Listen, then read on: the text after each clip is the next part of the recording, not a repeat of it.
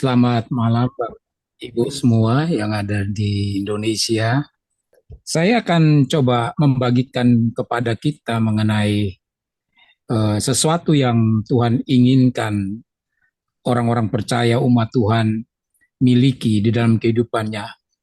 Karena saya sangat percaya dan saya yakin kita semua yang ada di tempat ini juga tahu bahwa Tuhan merancang kehidupan kita dan kita berada di dalam dunia ini pasti Dia menempatkan kita bukan secara kebetulan, tetapi semua ada divine purpose, bahkan bukan saja divine purpose, tapi juga termasuk tujuan yang mulia, tujuan yang sangat luar biasa.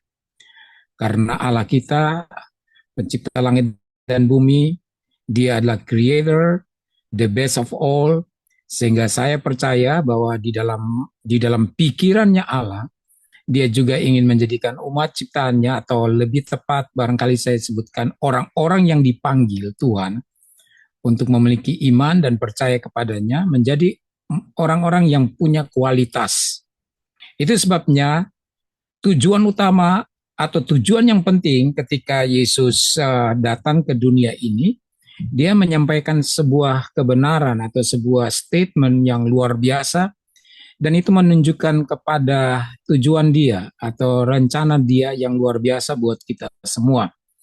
Jadi saya akan share buat kita satu ayat saja sebenarnya di dalam, atau ayat utama di dalam Yohanes pasal yang ke-10, ayat yang ke-10. Saya kira kita semua sudah sering dengar ayat ini dan sering membacanya dan mendengarkannya. Tapi saya ingin, mungkin lebih tepat saya ingin kita bisa lebih meyakini atau tidak melupakan apa yang menjadi pikiran Tuhan, apa yang menjadi kehendak Tuhan di dalam kehidupan kita.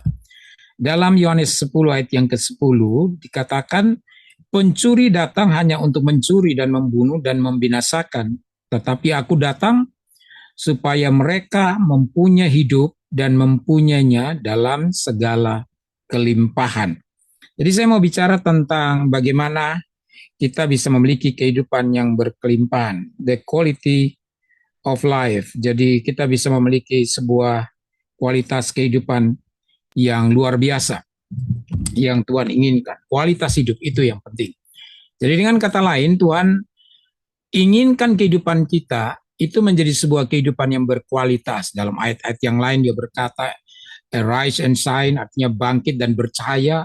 Untuk apa? Untuk menunjukkan kualitas dari kehidupan kita kepada dunia ini. Kita tidak bisa menjadi terang yang kita taruh di bagian bawah di dalam ketakutan, kekhawatiran, ketidakkonfiden kita, tetapi kita harus memancarkan cahaya kita untuk menyinari, menerangi dunia yang di dalam ketidakpastian atau kekacauan, yang ingin melihat sesuatu yang baru. Artinya Tuhan ingin menampilkan kita semua sebagai umat Tuhan, sebagai anak Tuhan, sebagai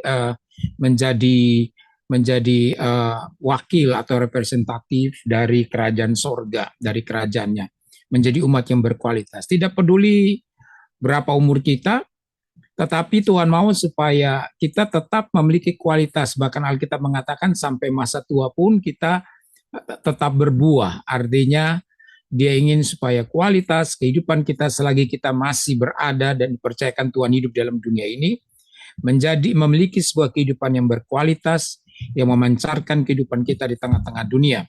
Memang seringkali orang menggunakan ayat ini mengarah kepada hal-hal yang fisikal saja. Jadi kalau banyak orang menggunakan ayat ini berbicara tentang kehidupan yang berkelimpahan itu hanya berbicara tentang hal-hal jasmani semata-mata, punya materi yang berlebihan, punya mobil, punya segala macam. Tetapi kalau kita melihat konteks di dalam ayat ini, waktu Tuhan berbicara tentang kehidupan ini, kehidupan yang berkelimpahan ini, sebenarnya dia bukan berbicara kepada kehidupan berkelimpahan semata-mata kepada hal materi atau hal fisik.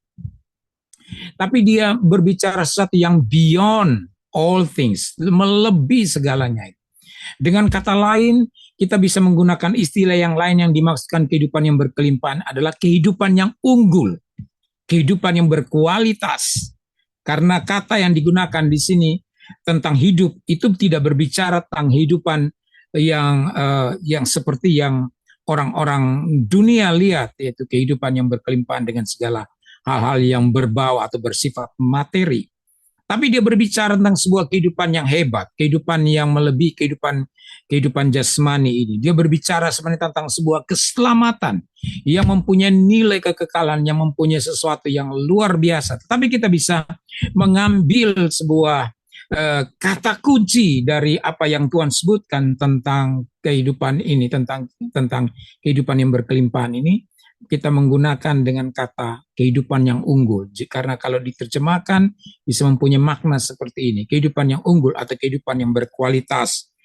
Saya sangat percaya bahwa ini yang Tuhan inginkan. Kalau kita membaca dalam Alkitab, Tuhan bilang, aku ingin menjadikan engkau menjadi, kepada bangsa Israel, dia bilang, aku akan menjadikan engkau menjadi bangsa yang terpuji, termulia, ternama, terhormat di tengah-tengah muka bumi ini. Itu artinya konsep Tuhan, cara berpikir Tuhan, keinginan Tuhan, dia ingin menjadikan semua orang yang dia panggil, semua ciptaannya, termasuk artinya saudara dan saya yang ada di tempat ini, dia ingin membuat kita itu berbeda dari yang lain. Berbeda dari gaya hidup orang lain. Berbeda di dalam perkataan kita. Artinya barangkali dalam setiap hari di dalam media sosial kita bisa melihat ada banyak kalimat-kalimat atau perkataan-perkataan yang diucapkan orang dan kebanyakan itu negatif, menyerang satu dengan yang lainnya. Tetapi Tuhan ingin perkataan kita yang kita tampilkan adalah perkataan yang berkualitas, yang berbeda. Jadi kalau kita bicara soal unggul, artinya sesuatu yang berbeda. Karena kehidupan manusia ini ada 3 level sebenarnya. Yang pertama, under the average, di bawah standar. Yang kedua, average, ya standar. Under the average ini misalnya ada aturan kita langgar. Jadi kita tidak punya satu standar. Kita tidak punya value yang jelas. Tapi standar ini oke, baik. Karena kita ikut peraturan, kita ikut segala sesuatu yang standar, kita ikut segala sesuatu dengan baik. Jadi cukup bagus. Tetapi sebenarnya kalau kita membaca dalam firman Tuhan, dia berbicara hal yang melebihi dari sekedar standar. Jadi bukan cuma below the average, atau bukan saja average, tapi beyond the average, ya, di atas rata-rata, kehidupan di atas rata-rata. Bukankah kita dapat melihat di dalam kitab Daniel, di situ kita menemukan Tuhan bilang ada Daniel adalah seorang yang punya spirit of excellence, roh yang luar biasa. Berbicara tentang roh yang luar biasa ini, berbicara tentang kehidupan, kualitas kehidupan Daniel yang tidak yang luar biasa, artinya yang unggul. Ya, kita bisa lihat bahwa diuji coba dengan kepintarannya, kecerdasannya, intelijensinya, hikmatnya dengan orang-orang pintar pada masa itu, pada zaman pemerintahan Babel berkuasa itu, Nebukadnezar segala macam, dikatakan dia mempunyai kemampuan 10 kali lipat, saudara-saudaraku, dari orang-orang yang lain. Berarti inilah kehendak Tuhan. Kita memiliki sesuatu yang unggul. Coba kita lihat Yusuf. Yusuf diberkati Tuhan secara luar biasa. Sehingga apa yang dia perbuat selalu berhasil. Sehingga orang-orang itu seolah-olah bergantung kepada Yusuf atau menjadikan Yusuf menjadi sebuah pribadi yang sangat penting. Ini aset. Jadi segala persoalan, kekacauan, kerumitan di dalam kehidupan negara pada waktu itu, mereka tahu ada satu orang yang mempunyai semua jawaban, dia menjadi seorang problem solver. Dia bisa memberikan jalan keluar. Kebanyakan dalam kehidupan kita, kalau kita hidup di bawah rata-rata, di bawah under average atau below average, kita bukannya menjadi problem solver, tetapi malah menjadi problem maker. Jadi biasanya orang hidup di bawah rata-rata itu menjadi problem maker. Dia nggak bisa tidak bisa memberikan keputusan yang baik, tidak bisa menyelesaikan masalah, tapi setiap hari mencoba membuat masalah. Nah, saya walaupun tinggal di Amerika ini, tapi saya juga ikuti perkembangan-perkembangan global yang ada di Indonesia, situasi yang ada di Indonesia, yang kadang-kadang saya heran. hal-hal yang tidak perlu itu dipersoalkan bertahun-tahun, dan dibuat jadi masalah, hal yang seharusnya tidak perlu dimasalahkan, hal yang remeh-temeh, misalnya ijazah palsu dan sebagainya. Hal yang remeh-temeh yang sebenarnya tidak mempunyai dampak yang sangat signifikan buat keuntungan bangsa dan negara ya, untuk masyarakat. Tetapi itu dipersoalkan terus dan itu terus-menerus terjadi.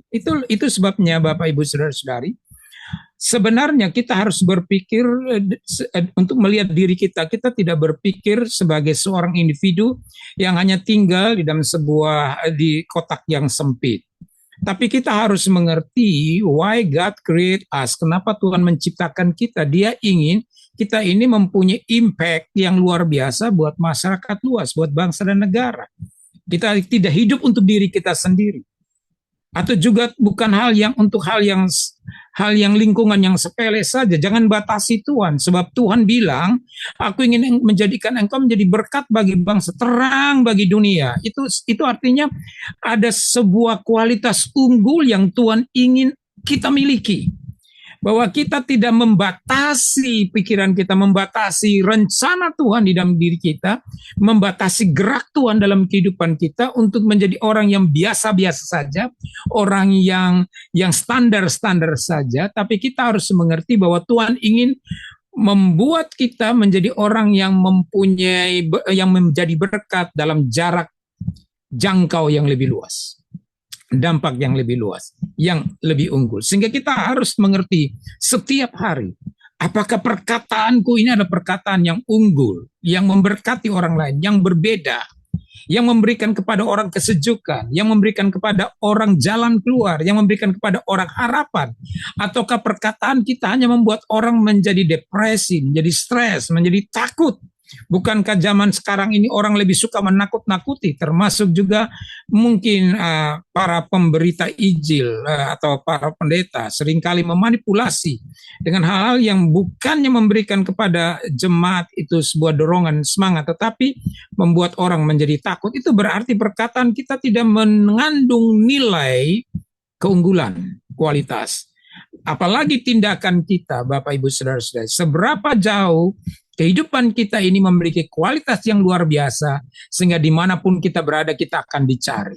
Dimanapun kita berada, orang akan datang karena mereka tahu bahwa kita bisa memberikan jalan keluar, atau kita bisa memberikan kepada mereka sesuatu yang mereka inginkan untuk menyelesaikan setiap kesulitan-kesulitan di dalam kehidupan kita. Jadi kalau kita melihat di sini, kita setuju bahwa Tuhan ingin menciptakan atau membuat kita, memanggil kita untuk menjadi umat yang unggul. Jadi tidak perlu lagi dijelaskan banyak, karena kalau kita lihat di dalam begitu banyak ayat-ayat di dalam Alkitab selalu berbicara tentang taste-nya Tuhan, selalu berbicara tentang nilai rasanya Tuhan, tentang pemikiran yang brilian dari Allah, yang mulia dari Tuhan, untuk menjadikan semua orang yang Dia pilih menjadi orang-orang yang berkualitas. Ini mesti kita garis bawahi. Sehingga itu tidak terjadi pada waktu kita masih muda saja, tapi pada masa umur kita sampai segini pun kita tahu bahwa kita masih bisa bermanfaat bagi kerajaan sorga. Karena Tuhan berkata, sampai tua pun kita tetap berbuah. Ini yang kita pegang. Kok bisa sampai tua pun kita berbuah? Itu saja menunjukkan atau proof, bukti bahwa kita berkualitas. Kalau kita beli komputer, baru beli setahun sudah hancur, kan itu komputer bukan komputer yang berkualitas. Tapi kalau kita beli komputer sampai atau handphone kita sampai bertahun-tahun, 10 tahun, 20 tahun, mungkin orang lain sudah alatnya atau handphonenya udah rusak, kita punya masih bagus. Itu menunjukkan bahwa handphone yang kita miliki itu berkualitas dan kita menjaga dengan baik. Jadi kalau seseorang sampai umur tua sekalipun masih bisa memberikan dampak yang luar biasa dan berbuah, itu menunjukkan bukti bahwa kehidupannya adalah kehidupan yang berkualitas. Ada satu ayat juga yang Tuhan bilang begini, bahwa dia menciptakan kita untuk menjadi umat yang rajin berbuat baik. Ada kata rajin berbuat baik. Oke, kalimat ini juga sebenarnya kalau kita bisa menafsirkan lebih luas, itu ternyata mengandung makna bahwa Dia menjadikan kita bukan menjadi orang yang rata-rata, tetapi menjadikan kita menjadi sebuah pribadi yang berkualitas. pribadi yang produktif, bukan pribadi yang konsumtif. Bapak, Ibu, saudara-saudari, kita melihat bahwa kemarin saya baru baca juga sebuah buku. Setiap hari saya coba membaca hal-hal yang sangat penting. Dan walaupun buku ini buku sekuler lah, saya katakan sekuler, berbicara tentang hal sekuler, bukan buku teologi ya, atau bukan buku-buku rohani, tapi buku yang ditulis secara umum. Tapi berbicara di situ, salah satu yang menarik adalah buku ini berbicara tentang mentalitas konsumer dan mentalitas produser. Dan dia lihat bahwa banyak orang dalam hidup ini hanya punya mentalitas konsumer. Artinya contoh yang nyata begini. Kalau kita beli sesuatu, katakanlah kita beli pakaian, ya, atau kita beli makanan begitu. Kita beli makanan. Ini sebenarnya kan kita membutuhkan sesuatu, kita beli. Tapi orang yang mempunyai mentalitas produser, dia bukan berpikir apa yang bisa saya pakai, tapi apa yang bisa saya buat. Seorang konsumer akan bertanya apa yang bisa saya pakai, apa yang bisa saya beli, apa yang bisa saya ambil. Tapi seorang produser akan berkata apa yang bisa saya produce, apa yang bisa saya buat. Jadi konsumer hanya menggunakan apa yang dibuat oleh produser, saudara-saudaraku. Jadi seseorang yang bersifat, yang punya mentalitas konsumer cuma ingin melihat something happen. Tetapi seorang produser making something happen. Ini beda. Kalau kita cuma ingin mengharapkan sesuatu terjadi. Tapi seorang yang bermentalitas produser, dia making something happen. Apakah kita cuma berada dan mengharapkan sesuatu? Dan waktu itu buku itu bercerita tentang nasib. Ada orang keliru dalam menafsirkan tujuan hidup dia. Ya, karena kalau kita bicara tentang quality of life ini juga relating dengan the purpose of our life, dengan tujuan kehidupan kita. Ketika kita berbicara tentang tujuan kehidupan kita seringkali kita berbicara tentang bagaimana kita bisa melihat sesuatu, mengharapkan bahwa kapan hidupku jadi lebih baik, kapan hidupku jadi beruntung. Artinya dengan kata lain, orang itu bergantung mengharapkan faith. Padahal dikatakan keberhasilan itu tidak sekedar menunggu nasib, tapi kita harus berbuat sesuatu. Itu sebabnya kita mesti meninggalkan mentalitas average atau under average ini, yang hanya melihat kapan sesuatu yang terbaik terjadi dalam kehidupan saya. Kapan sesuatu yang indah yang saya inginkan itu bisa saya lihat. Tapi kita harus punya melangkah atau level up hidup kita, meningkat lagi untuk menjadi orang yang above the average, yang bilang begini, sementara orang ingin melihat sesuatu terjadi, I make something happen. Saya akan membuat sesuatu terjadi. Nah, inilah orang-orang yang berkualitas. Beda Bapak Ibu Saudara-saudara.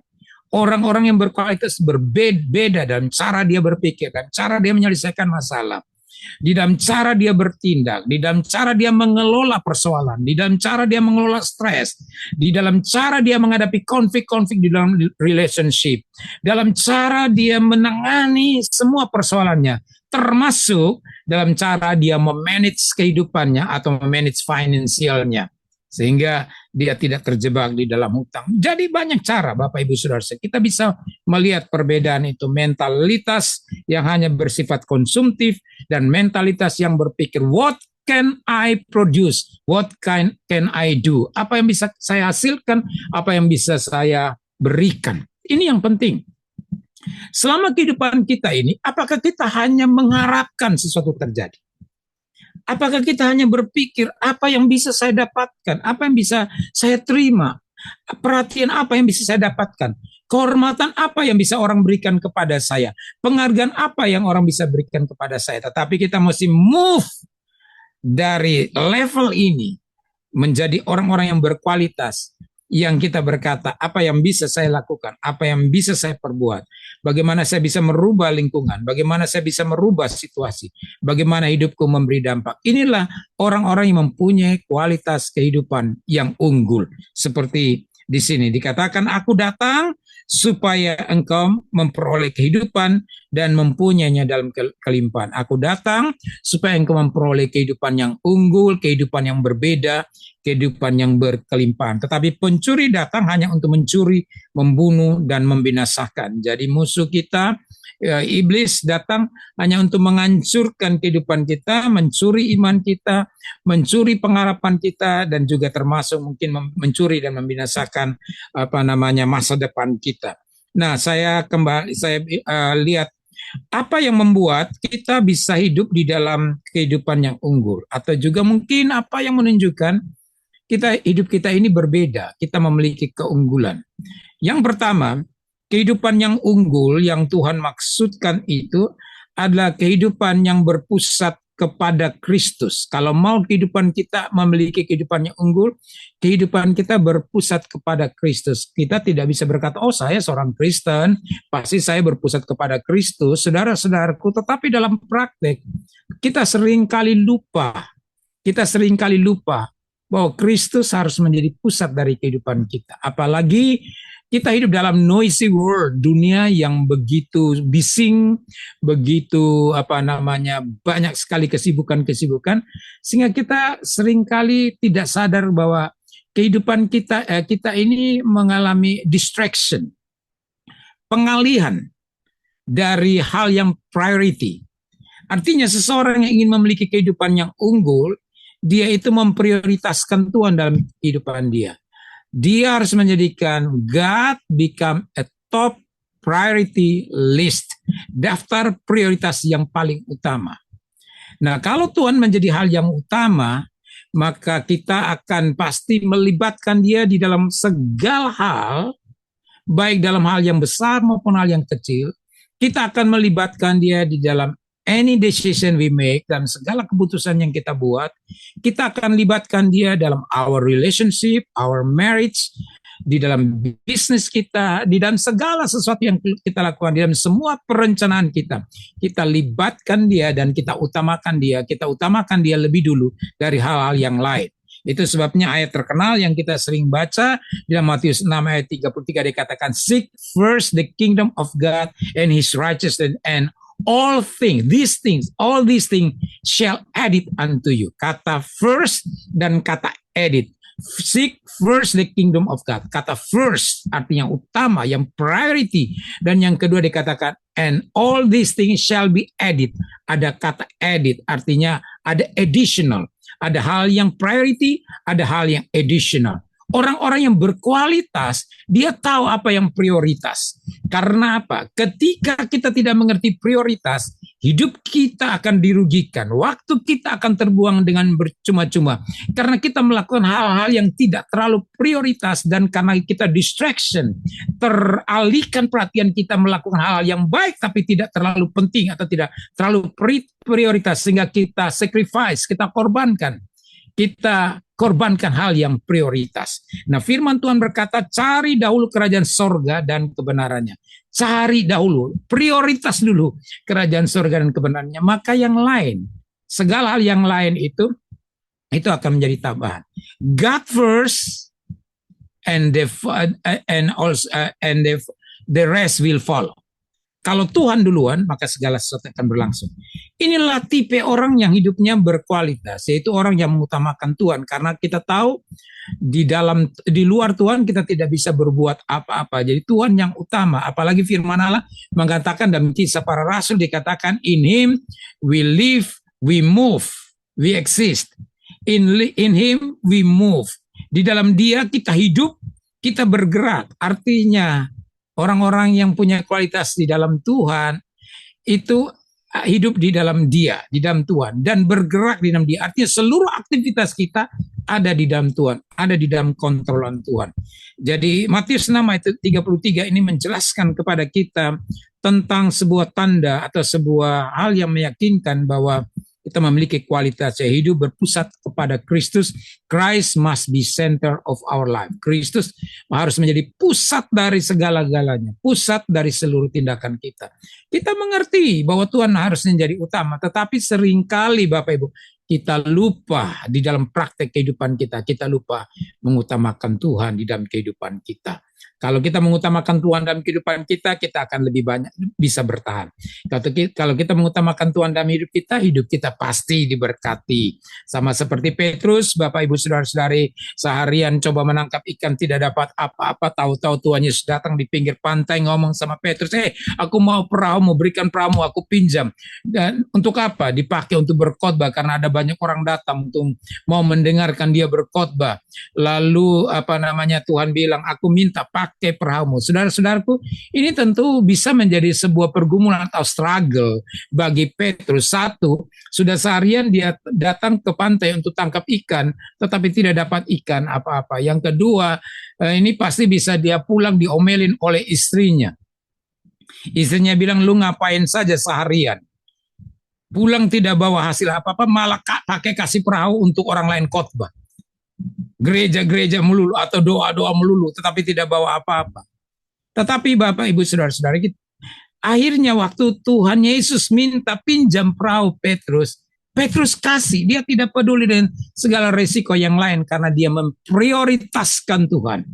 Dan Tuhan yang diprioritaskan itu mengerti selesai khotbah, Tuhan tahu kebutuhan, Tuhan tahu pergumulan Petrus, dan dia bilang, oke, mari kita pergi ke tengah danau di situ dan kemudian tangkap ikan, lalu labuhkan jalamu ke sebelah kanan. Lalu apa yang mereka lihat, ternyata mereka dapat mujizat lebih banyak. Ikan begitu banyak, perahu hampir tenggelam, saudara-saudaraku, karena Tuhan mengerti ketika kita memprioritaskan Tuhan, kehidupan kita berkelimpahan, diberkati secara luar biasa. Jadi Bapak Ibu saudara-saudari kita jelas melihat di sini tanpa saya memperpanjang, kita mengerti, tetapi saya hanya ingin bilang, kalau kita mau kehidupan kita menjadi kehidupan yang unggul tadi, berkualitas tadi, maka ini adalah a wise decision. Sebuah keputusan yang sangat bijaksana, sebuah keputusan yang penting, yaitu menjadikan Tuhan menjadi pusat dari kehidupan kita. Yang kedua, kalau kita mengerti, kita ingin kehidupan kita ini menjadi kehidupan yang unggul tadi, berkelimpahan tadi, atau kehidupan yang berkualitas tadi, maka yang kedua tidak ada hal yang lain yang tidak kita lakukan selain yang kedua ini adalah hidup di dalam kebenaran dan dalam kekudusan, ketaatan kepada Tuhan. Hidup di dalam kebenaran, karena firman Tuhan katakan tadi, cari dahulu kerajaan surga dan kebenarannya. Ya. Jadi kita hidup di dalam kebenaran. Di dalam firman Allah, Mazmur 1 ayat 1 sampai yang ketiga, dikatakan berbahagialah orang yang tidak berjalan menurut nasihat orang fasik. Jadi itulah orang yang unggul di dalam perspektif kerajaan surga. Orang yang berbeda. Orang yang berbeda di dalam hubungan dia. Kalau kita ada satu buku yang mengatakan begini, kalau you mau berhasil, maka kamu harus dikelilingi oleh orang-orang yang positif. Orang-orang yang berkata positif. Kalau enggak brain kita, kalau kita tinggalin orang-orang yang negatif, yang ngomongnya selalu pesimis, kamu tidak bisa, tidak mungkin, pasti hancur. Lama-lama brain kita itu terbawa ke sana, lalu kita tidak bisa berbuat apa-apa dan kita akan hidup seperti mereka dalam cara berpikir mereka. Tetapi saudara, orang-orang yang berkualitas, dia tahu, dia memilih teman. Kita berteman dengan semua orang, tapi untuk menjadikan orang-orang yang memberikan pengaruh yang positif kepada kita, kita spend more time dengan dia. Dalam buku dikatakan paling tidak 5 orang positif dalam kehidupan kita yang selalu encourage kita, yang selalu mendukung kita, yang selalu berbicara hal yang positif. Itu sebabnya kalau kita baca dalam Mazmur pasal 1 ayat 1 sampai yang ketiga, dia bilang berbahagialah, sukseslah, happy-lah. Luar biasa hasil yang didapatkan orang yang tidak berjalan menurut orang fasik. Siapa teman-teman kita? Siapa orang-orang yang accompany kita, yang mengitari kita?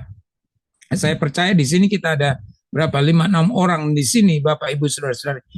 Kalau kita kumpul terus dengan orang-orang yang positif, dengan orang-orang yang mempunyai visi yang bagus, dengan orang-orang yang punya encouragement, dengan orang-orang yang tidak membatasi dirinya, dengan orang-orang yang berkata I'm too old to learn, saya selalu tua untuk belajar, tapi orang yang berkata tidak ada yang tidak mungkin, tidak ada yang terlambat buat saya untuk belajar, saudara. Saya pasti, saya yakin itu akan menolong kita untuk terus maju sampai tua pun kita tetap menghasilkan buah, dan akhirnya pada saat kita dipanggil pulang kita memberikan legacy, kita memberikan legacy yang terbaik buat generasi kita selanjutnya, buat orang-orang di sekitar kita.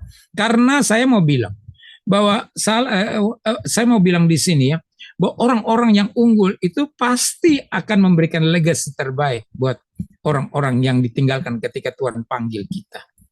Nah, tidak ada orang-orang yang tinggal di hidupnya itu di bawah rata-rata tidak akan pernah mempunyai sesuatu warisan penting yang dapat diwariskan buat generasi selanjutnya.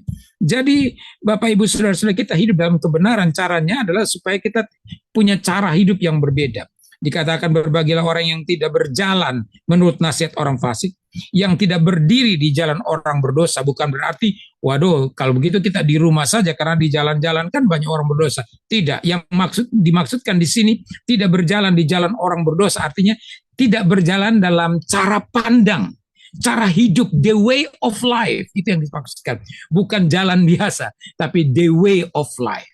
Bagaimana kita tidak hidup atau tidak berada pada cara hidup orang-orang yang tidak mengenal Tuhan. Pasti beda lah orang-orang yang tidak mengenal Tuhan dan orang-orang yang mengenal Tuhan. Pasti beda. Kalau orang-orang yang tidak mengenal Tuhan, rumus dia tentang sukses dan cara mendapatkan sukses pasti berbeda. Mereka bilang kalau ada kesempatan halal atau haram pun dilakukan. Makanya banyak mereka korupsi. Saya kalau melihat pertikaian yang terjadi di Indonesia, saya mengambil kesimpulan bahwa di Indonesia itu bukan tidak banyak orang pintar, tapi tidak banyak orang tulus, itu saja. Ada banyak orang pintar, profesor, tetapi tidak banyak orang tulus. Sehingga akhirnya orang-orang yang tidak tulus ini dapat saya katakan abuse dia punya kepintaran. Mempertontonkan kepintarannya dengan cara yang salah dan akhirnya menjadi tertawaan atau menjadi kebodohan. Cara dia berkata-kata, cara dia terlibat di dalam konflik-konflik sosial menunjukkan kebodohan-kebodohan. Karena ada banyak orang pintar di Indonesia, tapi barangkali tidak ada banyak orang yang tulus. Itu sebabnya kita mesti berhati-hati. Tidak saja safe untuk bergaul dengan orang pintar, tetapi it is safe, secure untuk bergaul dengan orang-orang yang punya way of life, cara hidup, cara berpikir yang baik, yang tentunya di sini berkenan atau sesuai dengan firman Allah. Jadi yang tidak berjalan di jalan orang berdosa, yang tidak duduk dalam kumpulan pencemooh, yang tidak duduk artinya fellowship, ya, menjalin hubungan, networking, buat orang-orang yang suka gosip, orang-orang yang suka menceritakan hal-hal yang meruntuhkan iman, hal-hal yang mematahkan semangat kita. Tetapi Alkitab berkata yang kesukaannya ialah Taurat Tuhan dan yang merenungkan Taurat Tuhan siang dan malam. Saya sangat setuju sekali. Kalau kita merenungkan firman Tuhan siang dan malam, barusan saya khotbah tentang put God first. Salah satu contoh bagaimana membuktikan bahwa kita put God first atau mengutamakan Tuhan, terjemahan dalam bahasa ini kira-kira begitu, mengutamakan Tuhan. Yang pertama, start each day with the word. Memulai hidup saudara setiap hari dengan merenungkan firman Tuhan. Jangan pikir kita pendeta. Banyak pendeta saudara-saudaraku tiap hari, tidak hampir, kadang-kadang distraction, itu sebabnya distraction, kesibukan membuat dia nggak punya waktu spending time before doing something gitu, bersama-sama dengan Tuhan, merenungkan firman Tuhan. Tapi ini keputusan yang saya sudah ambil. Setiap hari saya harus disiplinkan diri saya, dan satu kata, konsisten. Kalau kita ingin memiliki habit yang bagus, habit itu artinya sesuatu yang kita lakukan sudah tidak berpikir lagi, kan? Contohnya kita sikat gigi. Nah, kita nggak pernah tiap pagi kita bangun, ya sebelum melakukan sesuatu kita akan pergi ke kamar mandi, kita sikat gigi. Itu habit.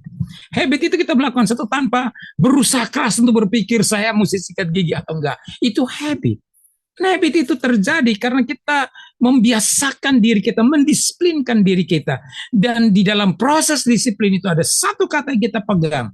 Karena disiplin itu tidak gampang. Kita suka di tengah-tengah perjalanan itu boring. Boring. Tapi ada satu kata yang penting. Untuk sukses dalam disiplin, supaya menjadi habit. Sehingga nantinya apa yang kita lakukan tidak kita pikir lagi. Jadi lifestyle kita. Ada satu kata yang penting, konsisten. Itu sebabnya Bapak Ibu Saudara di sini dikatakan yang kesukaannya adalah merenungkan firman-Nya siang dan malam. Merenungkan firman-Nya siang dan malam. Sudahlah, kalau kita baca Mazmur pasal 1, kita tahu bahwa orang itu akan diberkati. Dia seperti pohon yang tidak akan kering. Yang seperti pohon yang ditanam di tepi aliran sungai. Inilah kehidupan yang berkelimpahan. Inilah kehidupan yang berkualitas. Merenungkan firman Tuhan siang dan malam. Karena apa Bapak Ibu Saudara-saudara? How can I get wisdom? Dari mana saya bisa dapat kata-kata berhikmat untuk berbicara kepada setiap orang? Kecuali saya hidup bergaul dengan Tuhan, merenungkan firman Tuhan siang dan malam, dan firman-Nya itu menjadi guidance dalam kehidupan saya. Sehingga kita menjadi kehidupan yang berkualitas. Tahu apa yang kita katakan, dipercaya dalam perkataan-perkataan yang baik, dipercaya dalam perbuatan-perbuatan yang baik. Dan itu sebabnya ini hal yang kedua itu penting, saudara-saudaraku. Dan yang ketiga, orang yang berkualitas itu hidup di dalam kasih dan pelayanan, care, loving people. Tidak hidup untuk dirinya sendiri, tidak ada egois. Tapi kehidupannya itu memberkati setiap orang. Saya belajar satu hal, bahwa saya tidak mau kehidupan saya setiap hari itu tidak melakukan sesuatu yang berguna buat orang lain. Harus menjadi berkat setiap hari. Oh, jangan pikir hal yang besar menjadi berkat setiap hari itu misalnya, hal yang besar. Enggak, simple. Memberikan senyum kepada orang yang tidak bisa tersenyum, itu sudah satu hal yang kita bisa lakukan. Menuliskan sesuatu di media sosial, kata-kata positif, mengirimkan pesan-pesan yang positif, itu sudah cara kita untuk tiap hari. Our life must be a blessing for others. Hidup kita harus jadi berkat buat setiap orang. Bapak Ibu Saudara, ini menunjukkan orang-orang yang berkualitas. Yang berkualitas itu kehidupannya itu tidak akan pernah berhenti untuk produce, untuk menghasilkan sesuatu buat orang lain, menjadi berkat buat orang lain. Inilah kehidupan yang berkualitas. Jadi yang ketiga, kita hidup dalam kasih dan juga melayani satu dengan yang lain. Dan yang keempat, saudara-saudaraku, kita orang yang berkualitas itu akan hidup dengan hati yang bersyukur. Hati yang bersyukur. Give thanks in all things, ya.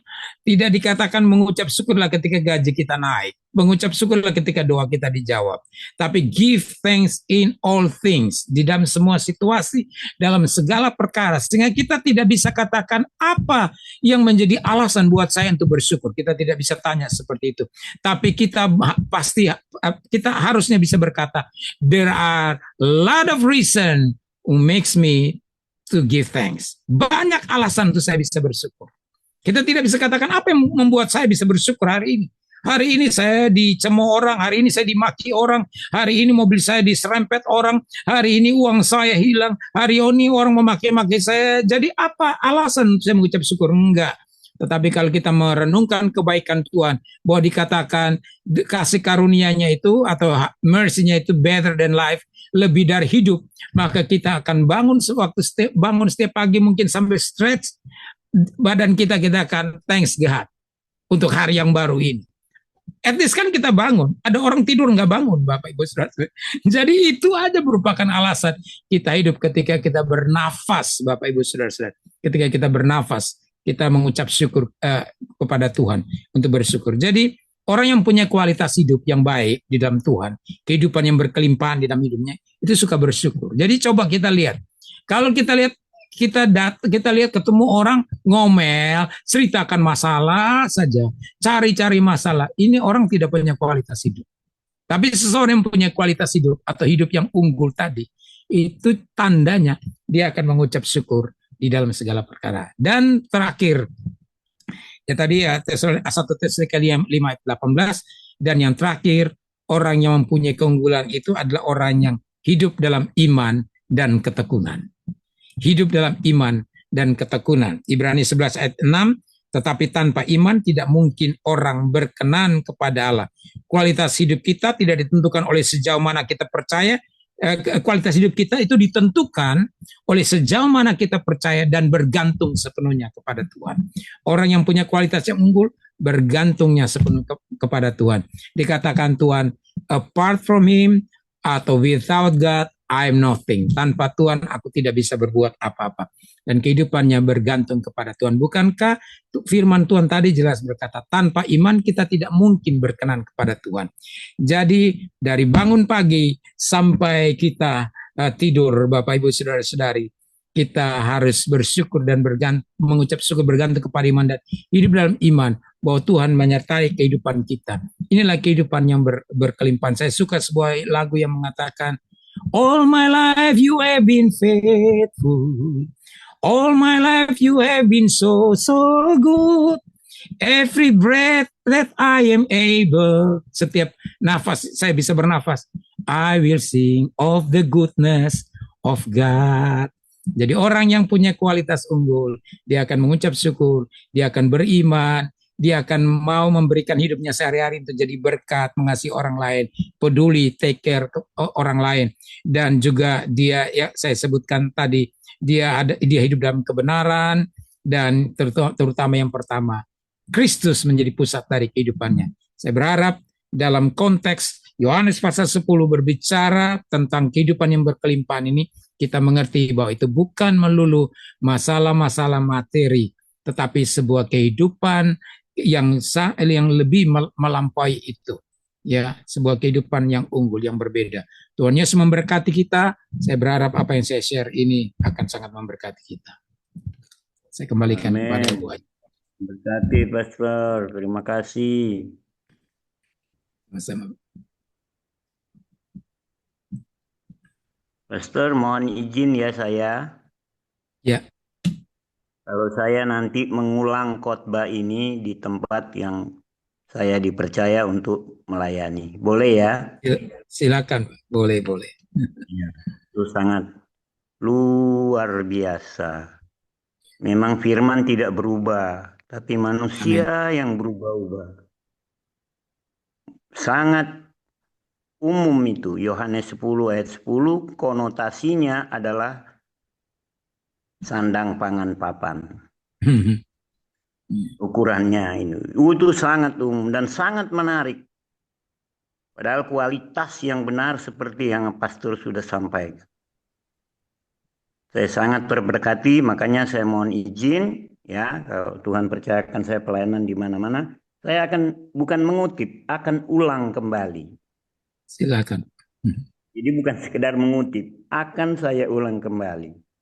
Roh Kudus tolong saya bisa memori masih kuat. Amin. Terima kasih Pastor. Mari Bu Ayu dan yang lain. Terima kasih Pastor untuk firman yang sudah disampaikan malam hari ini. Bapak Ibu, kita sudah menyelesaikan. Kalau mungkin ada yang mau sharing, saya silakan. Tapi sebelumnya mungkin kita tutup di dalam doa. Pastor Teni, silakan Pastor. Baik, mari kita berdoa. Tuhan, kami sangat bangga dan sangat mengucap syukur kepada rencana-Mu yang luar biasa, memanggil kami bukan sekedar menjadi orang yang rata-rata, apalagi di bawah rata-rata.